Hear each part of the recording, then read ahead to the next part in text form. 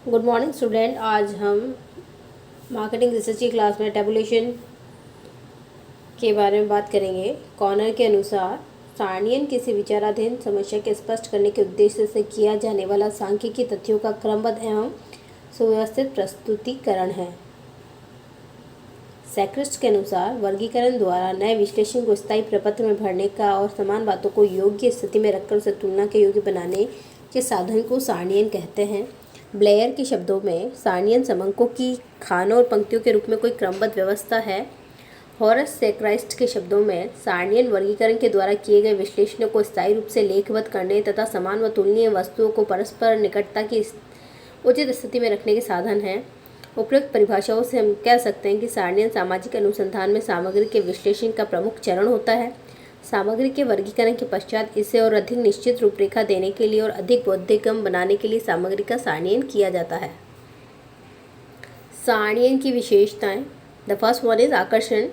सारणी का प्रस्तुतिकरण आकर्षण होना चाहिए, अन्यथा कोई महत्व नहीं रहता। इसमें हेडिंग, शब्द और अंक, लाइनें खींचने का कार्य इत्यादि बड़ी स्वच्छता और सुलेख के साथ होना चाहिए। यह सब कुछ निर्माता की स्टाइल पर डिपेंड करता है। समुचित आकार। सारणी का आकार इतना होना चाहिए जो सुविधापूर्वक व्यवस्थित किया जा सके। सारणी कागज के आकार के अनुकूल होनी चाहिए। संपूर्ण सूचनाएं।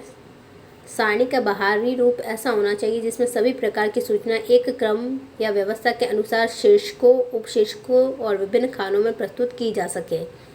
स्पष्टता। सारणी इतनी स्पष्ट होनी चाहिए कि सामान्य व्यक्ति के लिए भी उसकी विशेषता सुगमतापूर्वक समझी जा सके, हर सूचना सहज ही ढूंढी जा सके तथा आवश्यक तथ्य तुरंत उपलब्ध हो सके। वैज्ञानिक दृष्टिकोण। सारणी वैज्ञानिकता के आधार पर निर्मित होनी चाहिए। सारणी में तथ्यों का प्रदर्शन तर्कपूर्ण तथा क्रमबद्ध होना चाहिए। तुलना की सुविधा। सारणी का महत्वपूर्ण उद्देश्य तथ्यों का तुलनात्मक अध्ययन भी है, इसलिए इस बात का प्रयास होना चाहिए कि सारणी में आंकड़ों को तुलनात्मक ढंग से रख सके जिससे तुलना करने में किसी प्रकार की कठिनाई ना हो सके। उद्देश्य के अनुकूल। सारणियन के माध्यम से तथ्यों के प्रस्तुतिकरण का उद्देश्य स्पष्ट हो जाना चाहिए। सारणी जिस विशेष उद्देश्य के लिए निर्मित की गई है तो ऐसी सूचनाएं दी जानी चाहिए जो अपेक्षित है। सारणियन के उद्देश्य। सारणियन सामग्री के संकलन, उनके निर्वाचन के बीच की एक प्रक्रिया है जिसका सबसे प्रमुख उद्देश्य सामग्री को इस प्रकार व्यवस्थित करना होता है और इसे आसानी से समझा जा सके। डॉक्टर पार्डन के विचार में सांख्यिकी सारणी का कार्य साधारण प्रस्तुतिकरण के अतिरिक्त विश्लेषण के उपयोगी यंत्र के रूप में कार्य करना भी है।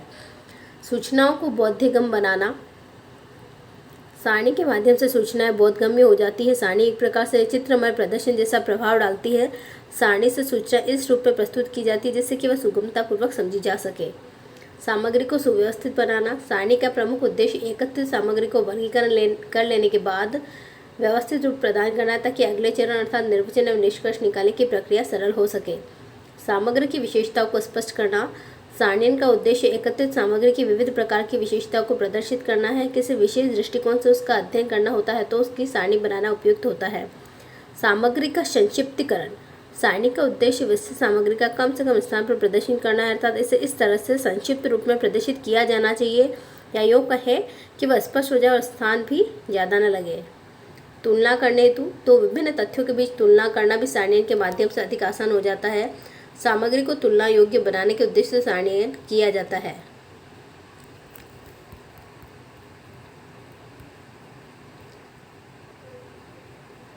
वर्गीकरण की परिभाषा। शुक्ल और सहाय के अनुसार वर्गीकरण के द्वारा आंकड़ों के अव्यवस्थित विशाल ढेर को एक व्यवस्थित रूप दिया जाता है ताकि भविष्य का कार्य सरल हो जाए।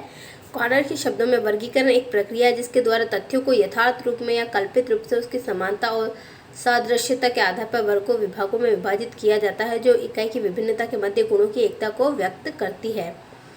वर्गीकरण का अर्थ। वर्गीकरण वस्तुओं, समूह अथवा वर्गों में की समानता सजातीयता के अनुसार क्रमानुसार रखने की प्रक्रिया है। ये इकाइयों की भिन्नता के बीच उपस्थित गुणों की एकता को व्यक्त करता है।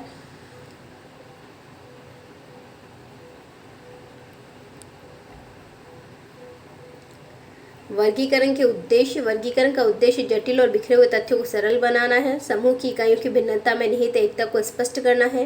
आंकड़ों को संक्षिप्त एवं सरल रूप देना है। आंकड़ों को सरलता से समझने योग्य बनाना है। आंकड़ों को तुलना योग्य बनाना है।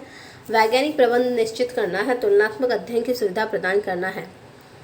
वर्गीकरण के प्रकार। गुणात्मक वर्गीकरण, जब तथ्यों को वर्णन गुणों के आधार पर वर्गीकृत किया जाता है तो उसे गुणात्मक वर्गीकरण कहते हैं। जैसे कि साक्षरता, ईमानदारी, चरित्र। गुणात्मक वर्गीकरण दो प्रकार के होते हैं। सरल वर्गीकरण, इसमें सामग्री को एक गुण के आधार पर वर्गीकृत किया जाता है। यह हमें स्पष्ट निश्चित करना पड़ता है कि वह गुण इसमें उपस्थित है या नहीं।